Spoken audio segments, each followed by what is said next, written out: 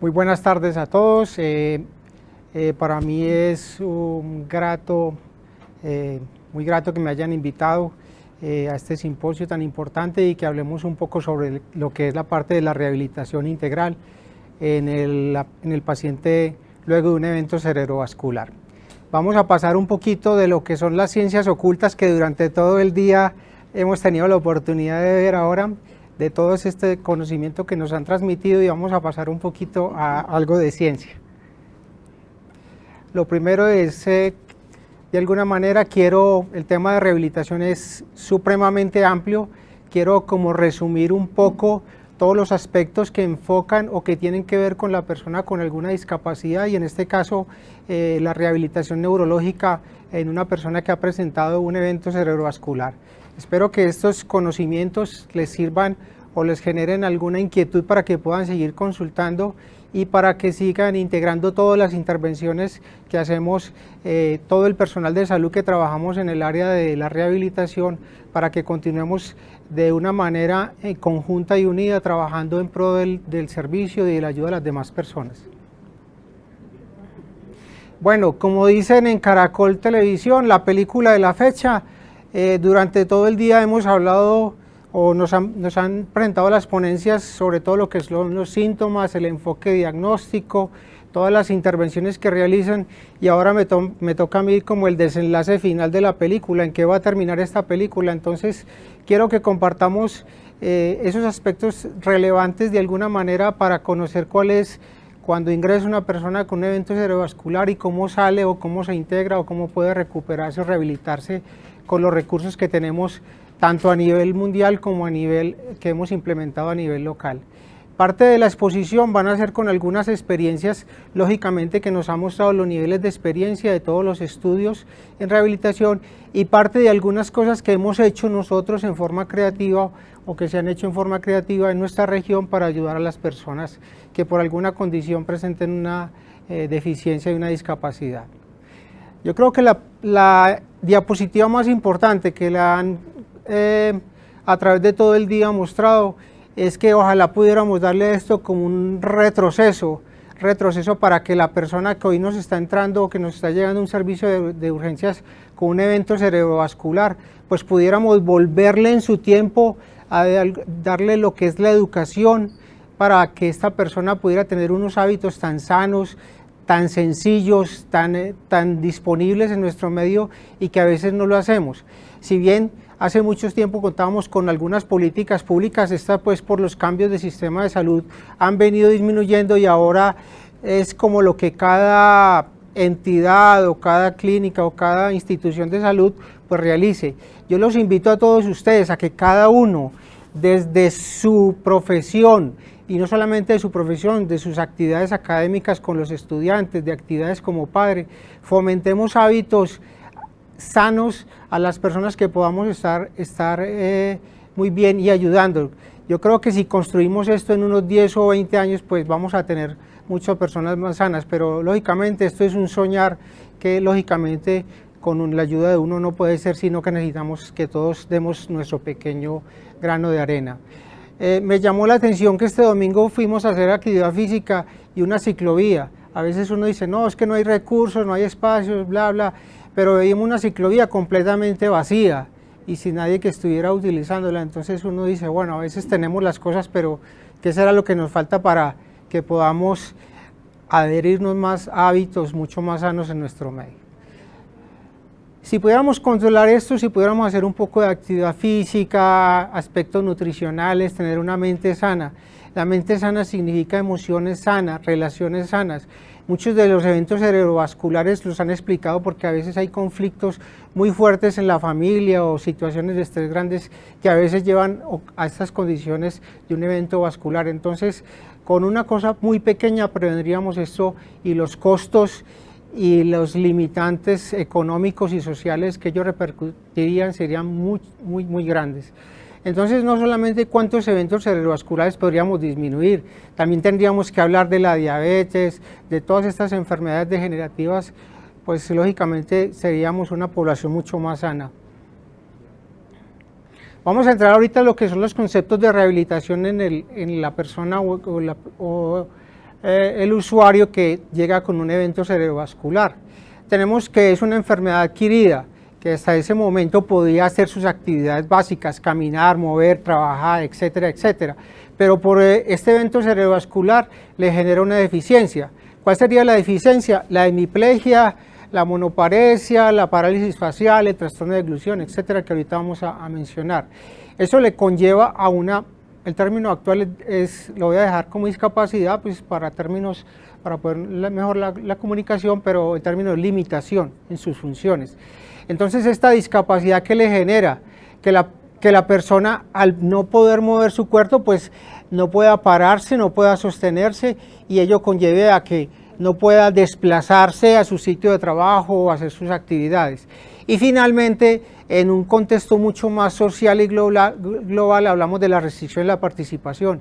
Esa limitación de la persona que se presente con su hemiplegia, que antes no la tenía, pues le va a conllevar a que no va a poder trabajar en su actividad profesional o en su actividad como padre o en todas las actividades que realice. Lógicamente, esto tenemos que evaluarlo en cada caso individual. Les coloco un ejemplo. Para un presentador de televisión que tenga una parálisis facial, pues va a ser una condición bastante limitante. Pero para el señor que esté trabajando en el campo, que sea agricultor, pues su limitación no va a ser tanta que la otra. Entonces, esto hay que mirarlo en todos los contextos en los cuales nos desenvolvemos.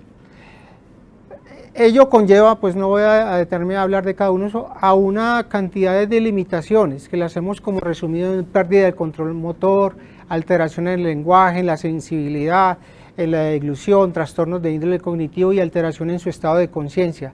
Sumado todos estos factores conllevan a que la persona pues a tener una limitación. Voy a salirme un poco sobre los modelos de perspectivas de discapacidad. Estos son modelos que a través de los años han ido como implementando y han mostrado cómo en países desarrollados tiene una perspectiva diferente a lo que son países todavía en vías de desarrollo.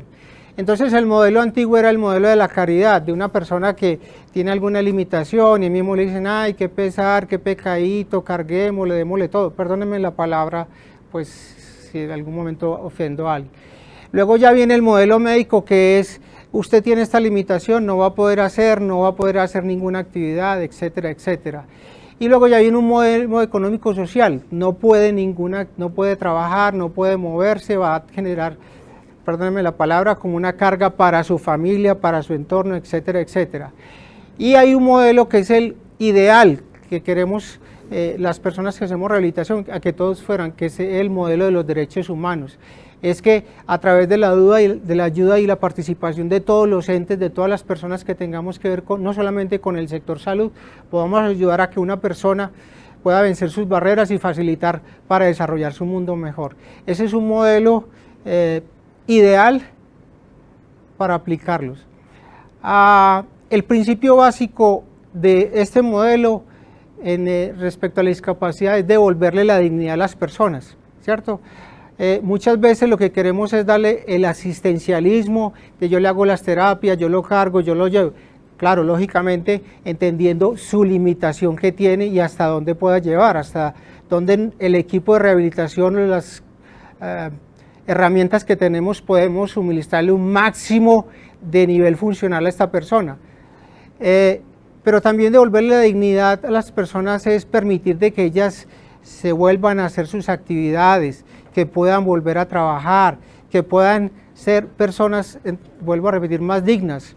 En un momento le preguntamos a un grupo de personas con alguna discapacidad que para ellos qué era dignidad, y muchos nos contestaron al grupo, para mí la dignidad es que yo pueda limpiarme el cutis. Entonces, tantas cosas que a veces uno ve tan pequeñas, pero que si uno hace una pequeña ayuda a la persona, le podemos mejorar. Si una persona puede ayudar a limpiarse, ayudar a bañarse, a hacer su higiene, eso le va a dar una gran calidad de vida que a veces uno en salud pues no lo puede cuantificar. Las preguntas que nos surgen cuando llega una persona o un familiar con un evento cerebrovascular: mi papá, mi mamá, mi hijo va a poder caminar, ¿quién lo va a cuidar ahora?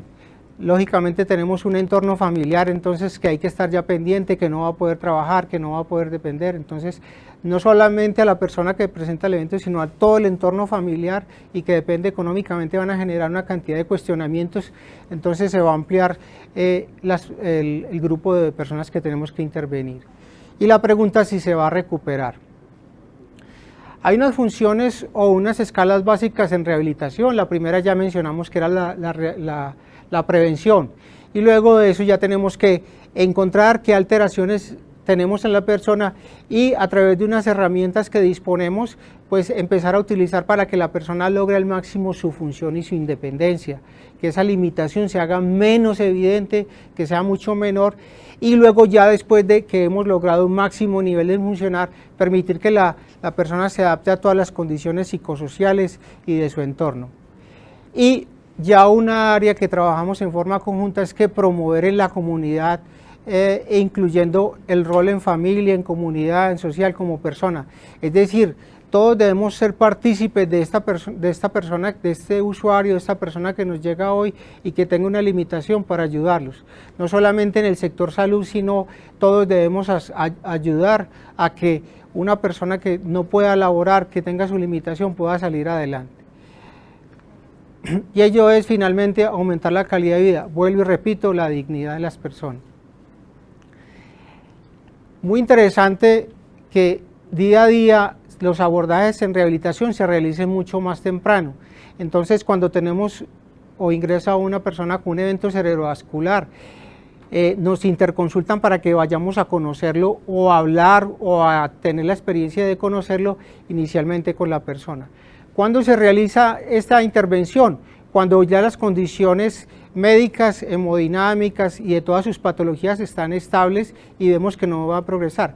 En general las intervenciones que hacemos en rehabilitación son muy seguras, pero sin embargo hay algunos tipos de actividad que no podríamos hacer o por si la condición de la persona se deteriora. Entonces, cuando ya encontramos que su nivel está estable, ya se ha establecido su deficiencia, su alteración, y ya empezamos nosotros a la parte de intervención. ¿Durante cuánto tiempo? Es como la pregunta. Lógicamente, ahorita que veamos los tiempos de rehabilitación de las mejorías en cada una de las deficiencias son variables, pero desde que nosotros ingresamos nos van a permitir tener un mejor contacto, una adherencia con la persona, para que finalmente cuando ya se le haya dado de alta, hemos generado una suficiente educación, un entrenamiento sobre todo a la familia o las personas que lo cuiden para que sea mejor llevar y ese egreso ambulatorio se haga de una mejor manera. Y lógicamente ya los seguimientos ambulatorios.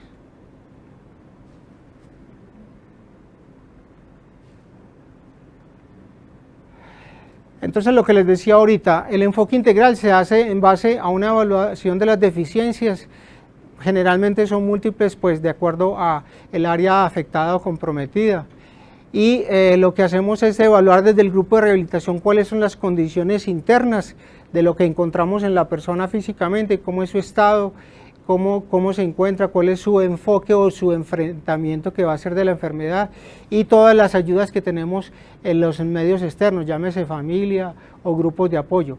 Lógicamente, cuando tenemos una persona con una pequeña deficiencia, pero con una gran disfunción familiar o psicosocial, se nos hace mucho más difícil cuando tenemos todo el apoyo de todas las personas que están a su alrededor. Siempre hablamos de cuántas son las terapias que debemos hacer, qué tipo de terapias, con qué frecuencia. Bien, lógicamente hay una cantidad de estudios de la experiencia de las intervenciones tempranas que son muy frecuentes y de las intervenciones que se van haciendo mucho más orientadas a que la familia se conviertan en los rehabilitadores. No me voy a discutir eso, pero igualmente cada uno va a utilizar los recursos que dispongan. Muchas veces, con lo que decía al inicial de los modelos, la familia a veces quiere que se eternice su atención en rehabilitación, de que por toda la vida lo estén atendiendo y le estén yendo a discapacidad. Nosotros tenemos como unos tiempos donde hemos logrado un máximo de función y ya tenemos que empezar a hacer las acomodaciones necesarias. Entonces ya tenemos que, cada vez que realizamos, hacer un enfoque dinámico de los tipos de intervenciones, de las frecuencias y cómo serían para poderlos brindar un mejor servicio, pero siempre teniendo en cuenta un uso racional de los recursos que disponemos. Este es el equipo de rehabilitación que se ve mucha gente que estamos partícipes ahí y afortunadamente contamos con todo ese equipo. Uno quisiera que fuéramos todos y evaluáramos, pero a veces por nuestras formas de trabajo no lo podemos hacer, pero igualmente tenemos la historia clínica donde nos vamos dando cuenta de qué le hizo cuando fue el terapeuta físico, qué le encontró en la terapeuta de lenguaje, etcétera, etcétera. Entonces es un equipo muy nutrido y si trabajamos en conjunto, lógicamente se logran unos muy buenos resultados. Dentro de las deficiencias, entonces tenemos el trastorno de la eglusión, evaluar si esta persona por su área donde estuvo con el evento vascular no puede deglutir, entonces hay un riesgo de broncoaspiración, entonces determinar que la terapeuta del lenguaje lo evalúe, mire qué condición para determinar si se deriva otra vía de alimentación, etcétera, etcétera. También tenemos los problemas del lenguaje.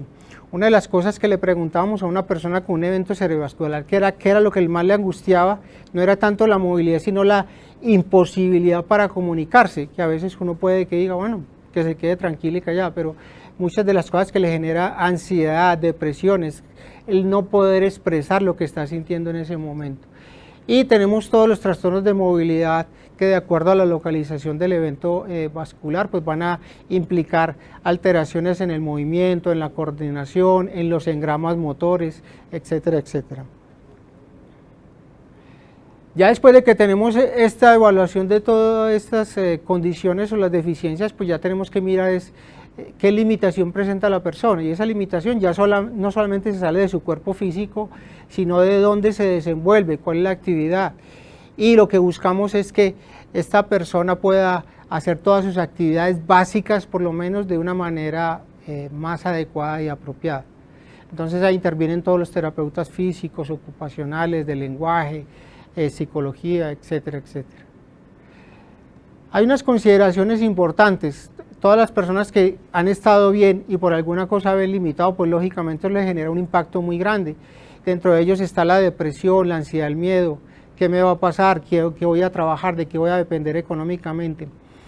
En algunas de las causas de los síntomas más frecuentes como la espasticidad, se ha demostrado que las intervenciones terapéuticas, si no se hace un abordaje desde el punto de vista de la condición de la salud mental, la espasticidad no va a ceder, va a continuar y va a empeorar. Entonces muchas condiciones como dolor, o ahorita algunas que vamos a mencionar, dependen de que estas otras síntomas o condiciones no sean evaluadas o no sean intervenidas de una manera adecuada. Aquí son algunas de las complicaciones que se pueden presentar. Entonces desde que realizamos la intervención temprana, pues tenemos que estar pendientes de que no se nos vaya a broncoaspirar, una infección urinaria, una lesión por presión, porque eso va a aumentar la catástrofe o la limitación, los desacondicionamientos físicos, etcétera. Y dentro de ellos hay uno muy frecuente que se llama el hombro doloroso. Entonces si ustedes se pueden imaginar, una persona que además tenga su hemiplegia, que no pueda limitarse, y fuera de eso, si su mano algo le mueve pero le duele, pues eso va a magnificar su limitación. Los tiempos de recuperación neurológica en SB se determinan. Uno es la reducción de la extensión neurológica del daño. En el caso agudo, que se determine, se reduzca mejor la isquemia, o que todos los procedimientos quirúrgicos, procedimientos terapéuticos ya hayan realizado, tengan una intervención y se reduzca la zona de daño. La otra corresponde a cuando ya a través de los fenómenos de plasticidad cerebral se produce una mejoría y la persona empiece con su limitación, con su hemiparesia, a poder hacer sus actividades. Y ya la otra que es la parte de sustitución. Esas son las formas como se presenta la rehabilitación neurológica.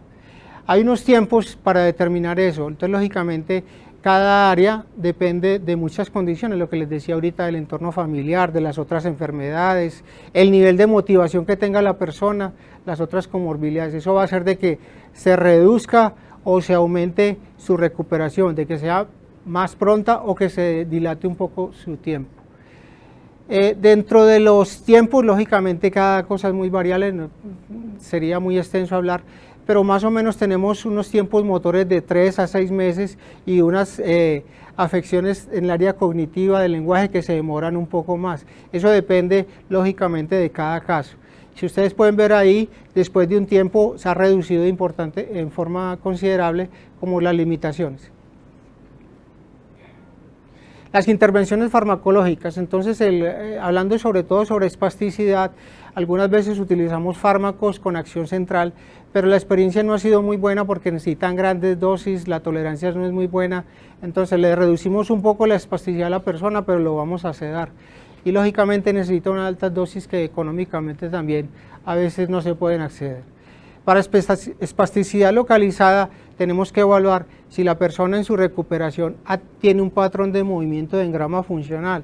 Es diferente a la persona que tenga un SB, pero si usted le reduce la espasticidad igualmente no se va a mover a la persona que tenga algún grado de movimiento. Entonces ahí es cuando intervenciones como la aplicación de toxina botulínica en espasticidad localizada nos dan muy buenos resultados.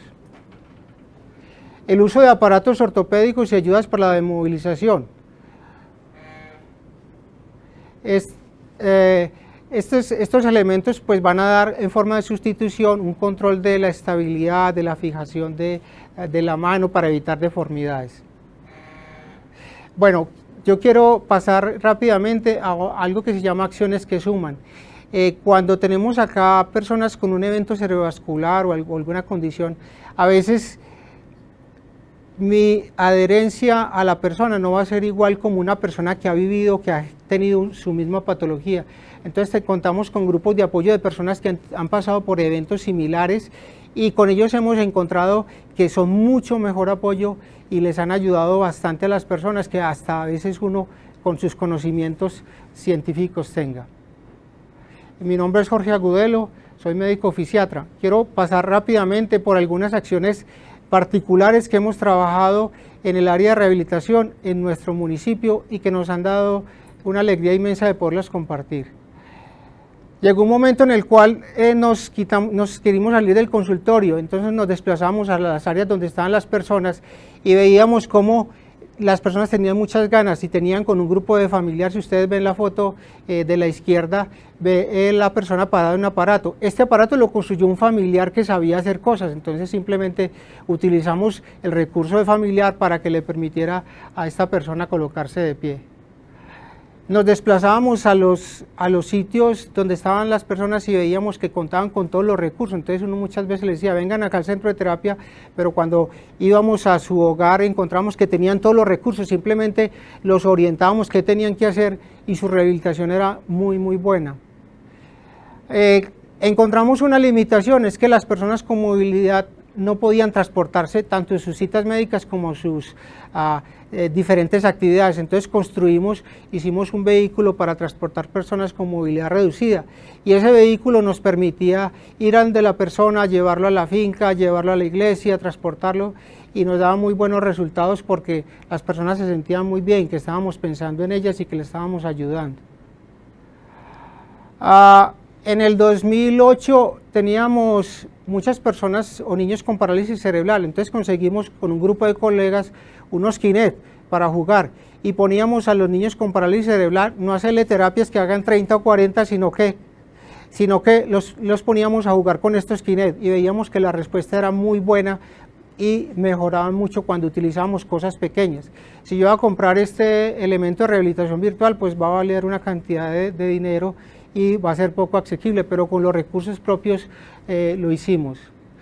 La telerehabilitación también nos funcionó mucho en la pandemia, donde simplemente nos comunicábamos, veíamos el entorno de la persona y encontrábamos que tenían todas las personas allá los recursos para poder hacer. Entonces una persona que se le dificultaba mucho, podíamos irlo orientando en su programa de rehabilitación y era muy efectivo. En el 2016, 2019 y 2020 presentamos un proyecto de inclusión de personas con movilidad reducida. Tal vez nos faltó, tuvimos mucho corazón, tuvimos inteligencia, pero nos faltó poder para poder venderle este proyecto, que era que simplemente algunas de las personas que tuvieron una limitación lo pudiéramos incluir y terminar en esa fase de rehabilitación que les mostré al final. Cuando hacemos así, a veces uno no entiende por qué, la explicación que he entendido es que desde nuestras manos, desde lo que hacemos, desde nuestro corazón nos conectamos para que el Wi-Fi de arriba nos conecte para que hagamos unas buenas labores. Les agradezco mucho por la invitación. Muchísimas gracias. Doctor Jorge Agudelo, gracias por esa presentación. Tenemos varios comentarios y varias preguntas. Nos escribe Alonso Jaramillo, muy buena exposición, gracias Alonso. Nos escribe Diego Hidárraga. Buenas tardes, doctor Jorge Agudelo. ¿Cómo podemos los médicos ayudar con la rehabilitación a los pacientes que por limitaciones geográficas no pueden acceder a terapia por un profesional en esta área? Bueno, nosotros siempre estamos prestos como a esa comunicación. Como les decía, hay cosas que usted puede hacer con recursos mínimos donde está en su centro y actividades que le pueden ayudar. Entonces, como simplemente dejar que la creatividad les acompañe. Les quiero contar de una persona que tuvimos en Santa Bárbara y el señor tuvo un evento cerebrovascular, pero llegó la cosecha de mangos y entonces dijimos, bueno, que iba a recoger los mangos, pues el señor lo pusimos a recoger mangos y con su mano hacía la terapia entonces simplemente es como los recursos que podamos tener ahí, el apoyo familiar, pero siempre estamos prestos a que cualquier inquietud los podamos orientar. Bueno, doctor, nos escribe también Olga Lucía Arango. Ella nos dice, doctor, si es posible una recuperación al 100% después de una ACV. Bueno, yo creo que eso es una pregunta, cada caso es puntual. Hemos visto muchas cosas donde decíamos que no se podían recuperar y personas que se han recuperado muy bien. Entonces, es un poco difícil contestar esa pregunta. Bueno, doctor, nos envían saludos. María José Cataño, excelente presentación, doctor Agudelo. También nos escribe Margarita María Sánchez. Esta es para el doctor Peñarete. Doctor Peñarete, mi respeto y admiración. Para el doctor Agudelo, María Alejandra Agudelo, excelente presentación. Rubén Darío Agudelo, excelente. Gracias, doctor. Muchísimas gracias, doctor, por esa bonita presentación y esa bonita labor. Gracias.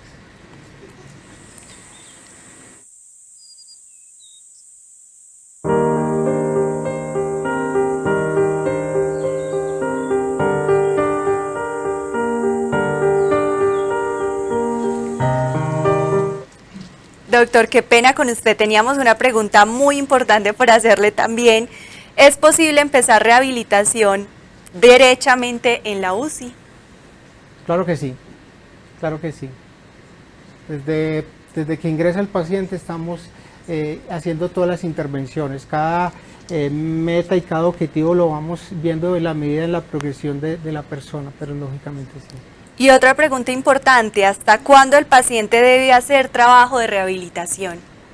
Cada caso es particular, lo que les decía ahorita. Hay algunas personas donde logramos un máximo de nivel funcional, tratamos de hacer todas las condiciones de sustitución, la duplicación de medicamentos, de aparatos ortopédicos. Llega un momento donde el cual volvemos a ver su condición y ya planteamos nuevos objetivos que le permitan a la persona mejorar su condición y lógicamente lo que les decía ahorita, la dignidad de las personas. Así es, un nuevo mensaje de Luz Adriana Botero, excelente tema, doctor Agudelo, muchas gracias. De nuevo, muchas gracias, doctor.